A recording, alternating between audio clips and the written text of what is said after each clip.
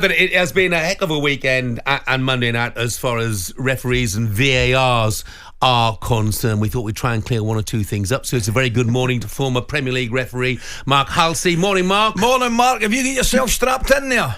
Yeah, morning, guys. Happy New Year to you. I'm well happy because QPR got another victory yesterday. They did 2-1, so I'm very happy. Yeah, good absolutely. result as well, mate. Good result. Look, I have to ask you, because I was sitting there raging last night. You know, the outstretched arm of Ait Nouri stops across. Outstretched arm of Ait Nouri. Peter Banks doesn't see it. What's the VAR? Alex Chilovitz and his assistant Neil Davis, what are they looking at to not overturn that? Well, I have to agree with you guys. I mean, I thought it was an absolutely nailed-on penalty because when you look at it, okay, he wasn't at close proximity. No. He's far away, and he moves his arm out. He makes himself bigger. He moves his arm out towards the ball, and we're seeing it week in, week out. Assistant referees just do not get involved in big decision making, and he's right in front of it. He can see it. Okay, the referee may be blinded, but then if they miss it, VAR's got to come in and recommend a review. I mean, obviously, I thought it was an absolutely nailed-on penalty, but listen, not a lot of fuss is made of it because Forest went on to win 2-0, isn't it? That's right, but the point being, Mark, if a penalty is given there and they score and the game finishes 3-0, am I not right in saying that Ipswich are out the bottom three? Yeah, it comes down to stuff like that. But anyway, I want to. But going on for that, Ali. I mean, I think the big problem we've got is, and we see it all over football, is that referees, they don't know what's deliberate and what's not deliberate in certain phases of play. Correct. What's natural, what's unnatural in certain phases of play. And that phase of play, that was a deliberate handball. Absolutely. And I don't know how many times you and I have spoken about this. They have to bring the word deliberately back into the law.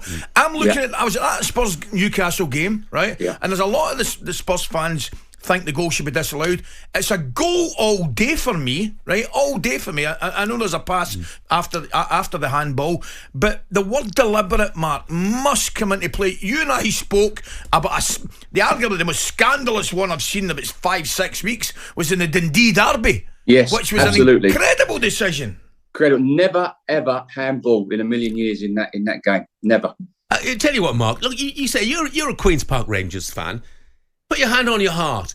Are you just happy when you watch Queen's Park Rangers that there is no VAR? The ball goes in the net, you take a quick glance at the assistant, and if it's in the net and the assistant keeps his flag down, it's a goal. Well, we had one last night with Frey, where it just brushed his arm accidentally and he scored. Now, if VAR was involved, that would have been disallowed. So I'm very happy that VAR is not involved in the Championship. I mean, I was an advocate for VAR. But the way it's being used at the moment is just not right. It's just the protocols are all gone out the window, and it's so inconsistent. And I think VAR, we've still got a lot of work to do. And I think it's a training education more of it needs to be done, and the leadership and direction. It's just all over the place, week in, week out. We shouldn't be talking about VAR. We shouldn't be talking about referees. We should be talking about the great players that are on show and the goals and the passes. That's what we should be talking about. But we're not. I want to ask you another one, Mark. One that I think Jeff and I slightly disagree on. There's no major disagreement on it, but I'm guessing the penalty decision at Brighton involving, was it Saliba and Pedro with the clash of heads? Where are you on that one? Well, listen, that in that instance, it's a subjective decision. The VAR will not get involved in that. The referee thinks it's a bit of a late challenge, and it's one of those. If it's given, it stays given. If it's not given, it stays not given. And when I saw it, when you look at that challenge, you think, well, it's like a player that goes for the ball, gets the ball, and his training leg catches the player, and the penalty is given. What's the difference with the head? Yeah, I agree.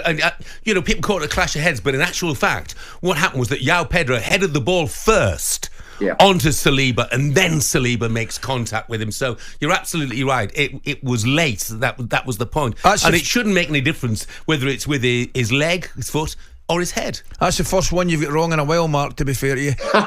No, what I'm saying, Ali, it's subjective. Yeah, absolutely. But it's funny, and it's strange because I made the point, and I understand where Jeff and yourself are coming from, but my point is this, rightly or wrongly, you ask the vast majority of ex-pros or pros at this moment in time, they're not given a penalty there. No, I agree with you. I mean, sometimes it's not about the laws of the game. It's about knowing the game of football. When you go back to the handball at Tottenham Newcastle, okay, in law, the referee was correct, but what did everybody in football expect in that situation when it hit Joleon's his arm? Yeah. What was everybody expecting? Everybody expecting was a handball to be given. Now, if a handball was given in that situation, no one would have said anything. And as I said, sometimes it's about knowing the game of football, not about the law. It's not always about the laws of the game. How did it become so complicated, Mark? It used to be 11 against 11. Get on with it, boys. Anyway, thanks very much indeed. Glad you enjoyed QPR last night. Thanks for your time, mate. Take care. All the best, guys. Cheers, mate. And Jack Lord has just texted, without VAR, this show would be 2 hours long. By the way, Jack, that would suit Jeff and I. I'm an advocate of VAR in that case, Jack. Oh, mate, that was just an amazing... It's not fit for purpose at the moment. I have to be honest, I don't think that VAR and the PGMOL are fit for purpose, because last night, referee got it horribly wrong. They had the chance to put it right, but they then compound it by not putting it right. And you lose all. You lose all faith. I'm going to annoy you further in the break. I'm going to show you the one in the Dundee Derby. Oh my goodness! talkSPORT Breakfast, waking you up Monday to Friday morning from 6 a.m. on AM, on DAB, via the talkSPORT app, and on your smart speaker. talkSPORT.